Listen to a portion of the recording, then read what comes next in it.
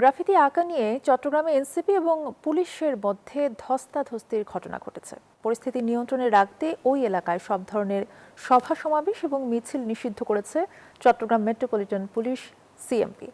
Graffiti মুছে ফেলা নিয়ে বিএনপি এবং এনসিপির নেতাকর্মীদের মধ্যে রবিবার রাত থেকে বিরোধ শুরু হয়েছে।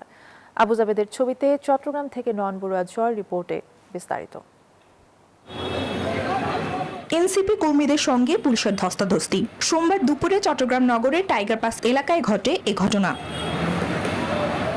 গ্রাফিতি আঁকা নিয়ে রবিবার রাত থেকেই শুরু হয় উত্তেজনা। চট্টগ্রাম নগরীর বিভিন্ন স্থানে গ্রাফিতি মুছে ফেলা নিয়ে বিএনপি ও এনসিপির নেতাকর্মীদের মধ্যে সৃষ্টি হয় বিরোধ।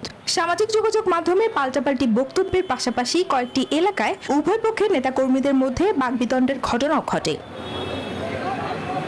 এইসব ঘটনার জেরে সোমবার সকাল থেকেই জিইসি মোড় থেকে দেওয়ানহাট পর্যন্ত প্রধান সড়ক ও আশপাশের এলাকায় সব ধরনের জনসমাবেশ, মিছিল ও সভা সমাবেশ নিষিদ্ধ করে সিএমপি।